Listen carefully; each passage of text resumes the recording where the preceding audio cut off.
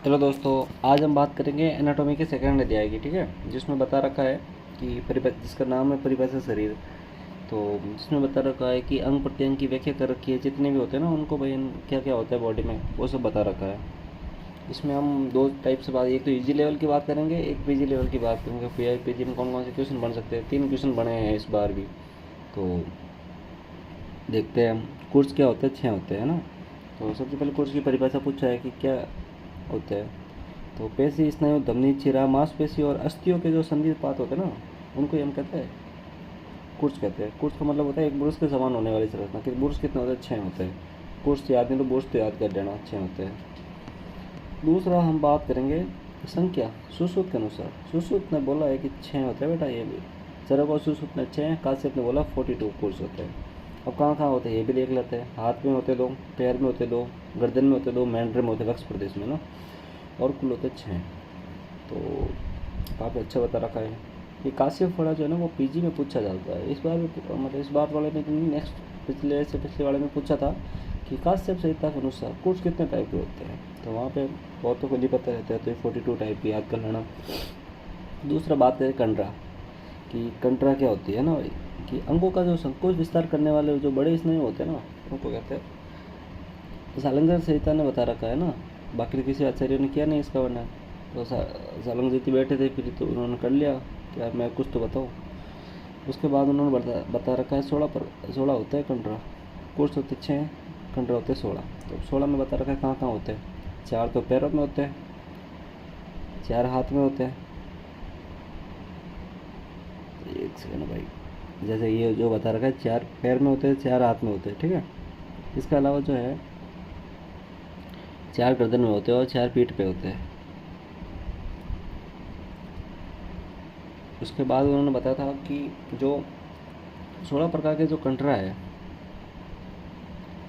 वो आगे नेक्स्ट बता रखा है कि भाई कहाँ कहाँ पे क्या चीज़ बता रखी है। यानी कि हाथ में जो नखों में होते हैं, पैर में भी नखों में होते हैं, ग्रीवा के अंदर जो होते हैं ना मेंटर में होते हैं, और पृष्ठ का मतलब नीम में होते हैं। इसके बाद इन्होंने बता रखा है, और ये इतनी डीप में मत पढ़ना, नॉर्मल पढ़ लेना भाई। जाल बता रखा है ना, जाल क्या चीज़ होती है। तो वहाँ पर लिखा हुआ होता है जाल क्या होता है, कुछ भी नहीं पूछता, सीधा ही पूछता है कितने होते हैं, 16। तो शरीर जिस स्थान पर मांसपेशी, शिरा, स्नायु, अस्थियों आपस में एक साथ जो जुड़ती है ना भाई, जिनका सहयोग होता है, वह स्थान शिथिल हो जाता है।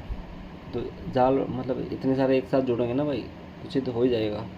तो जालीदार रचना को हम जाल बना बोलता है। और इसमें और बता रखा है कि भाई मांस, शिरा, स्नायु और अस्थि प्रत्येक के 4 4 बता रखे। जैसे मांस के 4 हो गए, शिरा के 4, स्नायु के 4 और अस्थि के 4, तो टोटल हो गए 16। अब इसमें एक लाइन और ऐड की है उसने कि ये जो मणिबंध होता है ना भाई, ब्रेस्ट जॉइंट और एंकल जॉइंट में स्थित होता है। कहाँ कहाँ होता है ये भी पता आपको। और परस्पर आपस में बंधे हुए और गुत्ते हुए रहते हैं। अब उन्होंने और लिख दिया मांस के 4 है, शिरा के हो गए 4, स्नायु के 4 हो गए और अस्थियों के 4 हो गए। अब मोस्ट इंपोर्टेंट पूछता है अस्थि संघात, बहुत इंपोर्टेंट है भाई। 14 होते हैं, और इसकी परिभाषा जो है वो दे रखी है आचार्य सुश्रुत के अनुसार। ठीक है, तो याद कर लेना तुम लोग। अगर वैसे पीजी के लेवल में क्वेश्चन यहाँ से नहीं आता, इसमें सर्व संख्या पूछता है या फिर इनमें से 2 टाइप दे देगा, है ना। ये 4 कोई ऑप्शन दे देगा कि गुल्म, जानु, वक्स और स्नायु, इसमें से कौन सा अस्थि संघात नहीं है, समझ रहे हो, तो स्नायु नहीं है। तो इस टाइप का एक 4 ऑप्शन दे देंगे, तो और एक अलग सा दे देगा, 3 दे देगा और एक अलग सा दे देगा। तो जैसे पता होना चाहिए, गुल्म में 3 होते हैं, जानु में 3 होते हैं, वक्स में 3 होते हैं, स्निग्ध में 3 होते हैं, त्रिक और सिर। गुंजा गई थी घूमने, है ना। इसका ट्रिक बना देता है, चलो ठीक है, ट्रिक बनाओ, नेक्स्ट वाले वीडियो में बता दूंगा शॉर्ट्स में। अभी क्या है कि एग्ज़ाम के वीडियो देखना पड़ रहा है कि जितना जल्दी हो सके तुम्हारे एग्ज़ाम निकल जाए, है ना। इसके बाद सीमंत क्या होता है, 14 होते हैं। बस ऐसा फटाफट देख के फ्री करो इसको। 2 या 2 से अधिक अस्थियों के प्रांत और किनारे जहाँ आपस में मिलते हैं ना, उसको बोलते हैं। 2 या 2 से अधिक जितने भी जो बॉन के जो जॉइंट है, किनारे मिलते हैं, उसको हम सीमंत कहते हैं। 14 होते हैं, सुश्रुत के अनुसार 14 होते हैं। अब वो बागभट्ट ने बोला भाई तुम 14 बता रहे हो, अच्छी बात है, मैं भी कुछ तो बताओ। तो उन्होंने 18 प्रकार के बता रखे। सिर्फ में 5 ही मान माने, बाकी तो सुश्रुत वाले माने से हम। अस्थि संघात के सामान्य 14 संबंध हो, जितने अस्थि संघात के होते हैं ना उतने वो के वही होते हैं 14। इसमें अस्थि संघात से युक्त ही संबंध होते हैं, जहाँ से जुड़े हुए होते हैं। अस्थियों के जुड़ने के बाद ही तो बनेंगे संबंध। इसके ये जो सेवनी है ना, ये भी काफ़ी इंपॉर्टेंट है, साथ होती है सेवनी। सेवनी का यार अजीब बढ़िया सा नाम, ये तो कुछ अच्छा सुना सुना लग रहा है। तो शरीर के अवयव जो सीवन के साथ जुड़े हुए रहते हैं ना भाई, उसको कहते हैं। शस्त्र कर्म करते समय इन्हें शस्त्र आघात से बचाना, मतलब तो ऑपरेशन करूँगा ना भाई, तो इन जो सीवन वाली चीज़ों को बचा लेना चाहिए। अब जैसे सिर है, सिर में 5 होते हैं, जीव है, जीव का 1 होता है, मेंढरे होते हैं, तो टोटल 7 हो रहे हैं। ऐसी चीज़ों को बचा लेना चाहिए, समझ रहे हो। अब इसमें देखो डायग्राम अच्छे से, चूचर समझ में आ रखा है। जैसे ऑक्सीपिटल है, सेजाइटल चूचर हो गया, कॉर्नल हो गया, फ्रंटल हो गया। फ्रंटल जो आगे होता है ना भाई अटैक पे, जब अटैक होता है मैं आगे से, वो वाला। उसके बाद बात करेंगे मांस रज्जु वाला, है ना। मांस रज्जु की परिभाषा है, समझा देते तो अच्छे से, है ना। तुम क्या थोड़ा बढ़िया सा होना चाहिए। मांस रज्जु की परिभाषा में बता रखी है ऐसे सुश्रुत के अनुसार। सुश्रुत में ये बोला है कि जो पेशियों की डोरी के समान जो रचना होती है ना भाई, इन्हें रज्जु बता रखा है कि जो पेशियों की डोरी के समान जो भी रचना होती है प्रश्न में, उसको मांस रज्जु बता रखा है। इसके अलावा इनकी जो संख्या होती है वो होती है 4, ये याद कर लेना भाई। पृष्ठवंश के दोनों और पेशियों को बांधने के लिए वितरकीय और 2-2 होती है, ठीक है। इसके अलावा नेक्स्ट बात करते हैं अपन स्नायु की, कि कितने के स्नायु होते हैं, इम्पोर्टेंट है भाई।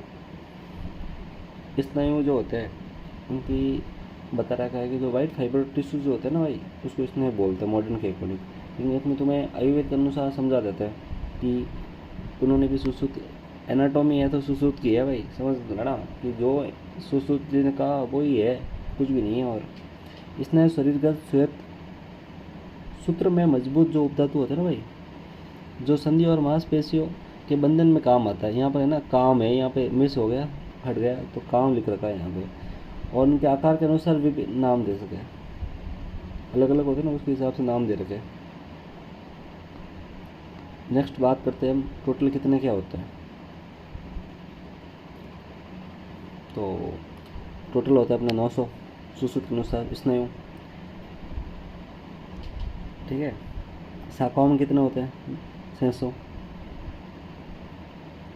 मिडिल में होते हैं 230, और जो गर्दन के ऊपर होते हैं वो होते हैं 70। तो स्नायु के प्रकार और स्थान बता रखे। अब ये थोड़े पढ़ने वाली चीज़ें है ना, कि 4 टाइप के स्नायु कौन से होते हैं। प्रधानवर्ती स्नायु होता है एक, तो वृत्त, पृथुल और सुचिर। ये नाम याद करना है ना भाई, क्योंकि पूछता है फिर। इसके बाद बात करेंगे अपन इसकी स्थिति की, क्योंकि जो प्रतानी स्नायु जो होता है वो कहाँ होता है, शाखा में होता है, और कहाँ होता है, और जो व्रत वाला है वो होता है अपने कंडरा में। पृथुल स्नायु जो होते हैं वो बैक, थोरैक्सिन, जो हॉलो ऑर्गन्स होते हैं ना खाली वाले, इस सब चीज़ों में होता है पृथुल, है ना। अब होता है सुचिर की बात करते हैं, आमाशय में होता है, पक्वाशय में होता है, बस्ती में होता है, ये भी हॉलो ऑर्गन में होता है ना बेटा। नेक्स्ट हम बात करेंगे शरीर के में स्नायु का क्या इम्पोर्टेंस, क्या है, क्या ठीक है स्नायु पड़े, क्या ज़रूरत पड़ेगी शरीर में इसकी। तो अस्थि, पेशियों, सिरा, संधियों पर आघात होने पर उतनी ज़्यादा तकलीफ नहीं होती है जितनी स्नायु की एनाटॉमी अगर बिगड़ गई ना, जितनी तकलीफ होगी, समझ रहे हो। कि इनकी एनाटॉमी नहीं बिगड़नी चाहिए, इनकी एनाटॉमी बिगड़ी तुम्हारा अंत आ जाएगा इससे। अब इसके कार्य पढ़ लेते हैं यार, ये थोड़ा इम्पोर्टेंट है। कार्य में है ना, इसमें कोटेशन का एक शब्द याद करना पड़ेगा तुम्हें ना, बाकी कुछ याद नहीं हो तो अच्छी बात है, कर लेना।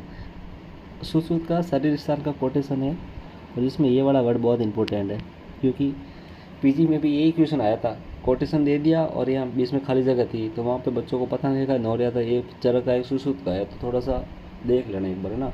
जिस प्रकार ना बहुत सारे बंधनों से बंधी हुई होती है, जल पर तैरती है और उसका भार वहन कर लेती है, उसी प्रकार स्नायु भी शरीर को मजबूत बांधता है, सभी संधियों से बंधे हुआ रहता है और शरीर का भार उठाता है, समझ रहे हो। एक वो जो कोई नाव है पानी में ढंग से बंधी हुई है, पानी पे तैर रही है, और उसका जो भार है चीज़ का, किसी चीज़ का, तो वो उठा रही है नाव।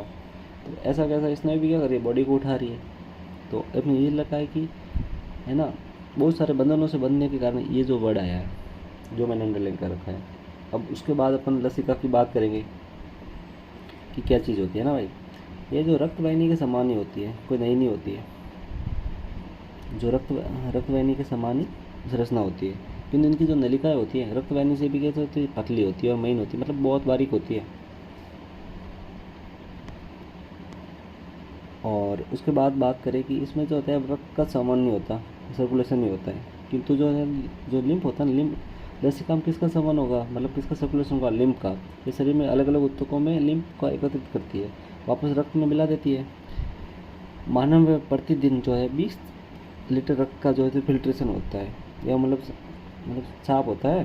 शरीर रक्त का लगभग 14 लीटर, मतलब कितना 17 लीटर जो है वो वापस चला जाता है साफ होने के बाद, है ना। और 3 लीटर जो बचता है वो फ्लूइड बनता है, रूप में रहता है। जैसे इन जो अतिरिक्त 3 लीटर जो बचा हुआ है ना, उन्हीं का ही काम करती है सारा, बाकी कुछ किसी का नहीं है। जो लास्ट में 3 लीटर बचाया है ना इसने, उससे अपना यूज़ किया है इसने बंडे बढ़िया सा। ये तो तुम्हारे अगर संख्या बता रखी है कि कहाँ पर लसिका बड़ा है ना, 60 दे रखा है, इतना इम्पोर्टेंट नहीं है भाई, पागल हो जाऊंगा अगर इतना पढ़ने लग गए तो थैंक यू गाइज भाई, जितना हो सके सपोर्ट करना। और आई होप कि तुम्हें वीडियो पसंद आई होगी। और एम्ब्रियोलॉजी तुम्हारी स्टार्ट करनी ही पड़ेगी कल शाम को, या आई थिंक कल शाम तक तो नहीं आएगी, देखता हूँ, अगर वो पॉसिबल हुआ तो कल शाम तक आ जाएगी वीडियो, फर्स्ट पार्ट है एम्ब्रियोलॉजी का। और भाई जितना हो सके ना भाई, जिनके भी एग्ज़ाम है उन सबको जल्दी से भेजो और जल्दी से जल्दी वीडियो देख लो। उसमें से इंपॉर्टेंट बता रखे यार, बड़ा क्वेश्चन इसमें से नहीं आएगा, MCQ क्वेश्चन आएगा 2-3, ठीक है, जो आपको तुम्हें पढ़ने ज़रूरी है। तो थैंक यू गाइज, जितना हो सके सपोर्ट करो, लाइक करो, कमेंट करो, जितना तुम्हें बाकी तुम्हें पता ही है।